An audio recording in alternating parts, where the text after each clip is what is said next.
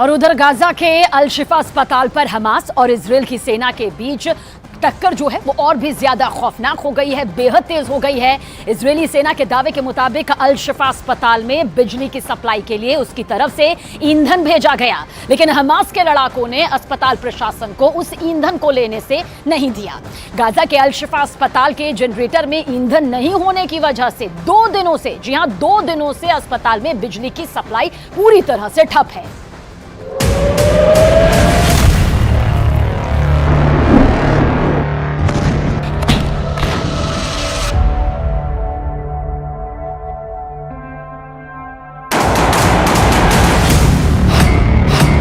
अल शिफा अस्पताल पर भड़की जंग।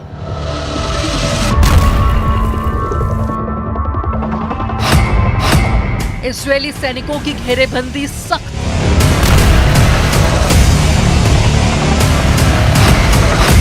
गाजा में सरेंडर नहीं करेगा हमास। गाजा में हमास के ठिकानों को नेस्तनाबूद करने में जुटी इजरायल की सेना पूरे एक्शन में है और अल शिफा अस्पताल के आसपास हमास के लड़ाकों से इजरायल के सैनिकों की जंग और तेज हो गई है, जिसका अंजाम अस्पताल पर साफ दिखा। फिलिस्तीन के स्वास्थ्य मंत्रालय ने आरोप लगाया कि इजरायल के हमलों की वजह से अस्पताल में लोगों का इलाज होना संभव नहीं हो पा रहा है, क्योंकि 1 रोज पहले से अस्पताल में बिजली की सप्लाई बंद हो चुकी है। अस्पताल के जनरेटर का ईंधन खत्म हो चुका है, लेकिन इन आरोपों से इंकार करते हुए इजरायल ने उल्टे हमास पर आरोप मढ़ दिए।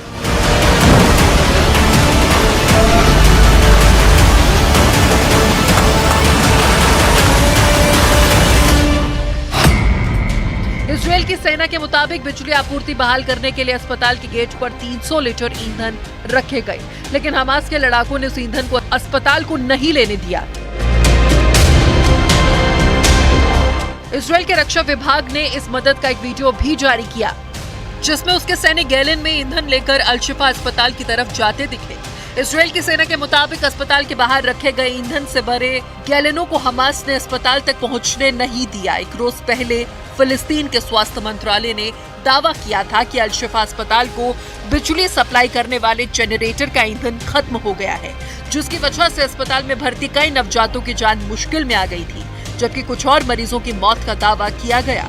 इसके साथ ही अल शिफा अस्पताल के डॉक्टर्स ने दावा किया कि इजरायल की बमबारी से अस्पताल की इमरजेंसी सर्विस बंद हो गई है और अस्पताल के कर्मचारियों और डॉक्टर्स में दहशत का माहौल बन गया है और कई नवजातों समेत वहां भर्ती कुछ मरीजों की जान खतरे में आ गई है।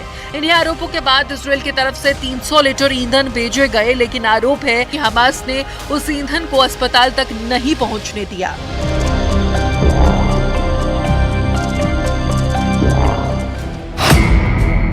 सरेंडर नहीं करेगा हमास। यही नहीं, खबर यह भी है कि अल शिफा अस्पताल की स्थिति को लेकर हमास ने इजरायल के साथ बंधकों को लेकर बातचीत का प्लान टाल दिया। हमास के लड़ाकों के पास इजरायल के 200 से ज्यादा बंधक हैं। उन बंधकों को छुड़ाने के लिए इजरायल पूरी ताकत से जुटा है। इस बीच इजरायल को लगा कि अल शिफा अस्पताल में बिजली आपूर्ति ठप होने की वजह से हमास झुक जाएगा, लेकिन ऐसा होता दिख नहीं रहा।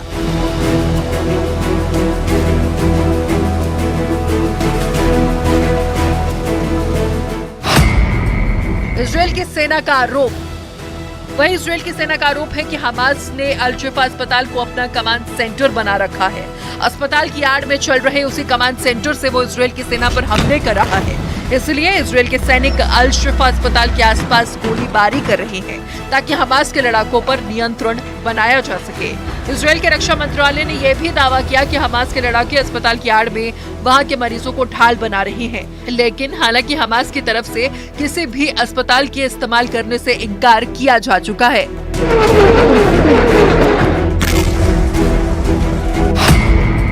अल शिफा अस्पताल पर चिंतित WHO।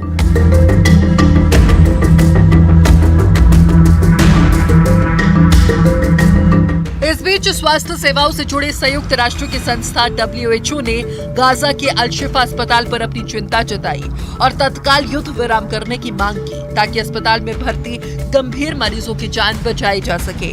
WHO की तरफ से जारी एक बयान के मुताबिक उत्तरी गाजा के अल शिफा अस्पताल से उसका संपर्क टूट उठ गया है, क्योंकि इजरायल की सेना पर बीते 48 घंटों में गाजा के अल-शिफा अस्पताल के आसपास भारी बमबारी किए जाने के आरोप लगे हैं।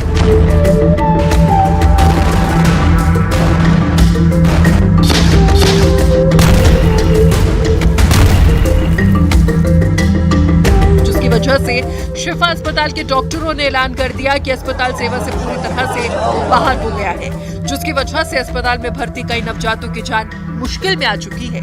जिसके बाद इजरायल के सैनिकों ने उन नवजातों को कहीं और शिफ्ट कराने का भरोसा दिया।